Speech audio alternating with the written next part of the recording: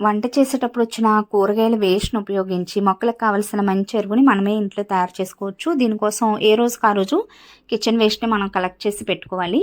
అలాగే ఒక కంటైనర్ తీసుకుని అడుగున ఒక లేయరు మందంగా మట్టిని వేసుకుని పైన ఒక లేయర్ వీడియోలో చూపిస్తున్నట్లుగా కిచెన్ వేస్ట్‌ని వేసుకోవాలన్నమాట. మళ్ళీ ఇంకొక లేయరు మట్టి, మళ్ళీ ఇంకొక లేయరు కిచెన్ వేస్ట్, ఇలా లేయర్లుగా వేసుకోవాలి. మధ్య మధ్యలో మనం ఎగ్‌షెల్స్‌ని కూడా కలెక్ట్ చేసి పెట్టుకుంటే వాటిని కూడా వేసుకోవచ్చు. ఆమ్లెట్ వేసినప్పుడు వచ్చిన ఎగ్‌షెల్స్ అయితే ఇంకా బాగుంటుందన్నమాట. ఎగ్‌షెల్స్‌లో కాల్షియం ఉంటుందని అందరికీ తెలుసు కదా. అలాగే కట్టెల పొయ్యి నుంచి వచ్చిన బూడిదని కూడా మనం ఈ కంపోస్ట్‌లో వేసుకోవటం వల్ల బ్యాడ్ స్మెల్ అది రాకుండా ఉంటుంది. కంపోస్టింగ్ ప్రాసెస్ కూడా స్పీడ్‌గా ఉంటుందన్నమాట.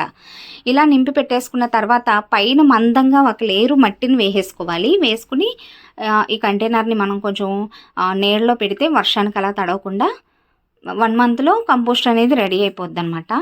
పైన మందంగా మట్టి వేస్తే వాసనది రాదండి.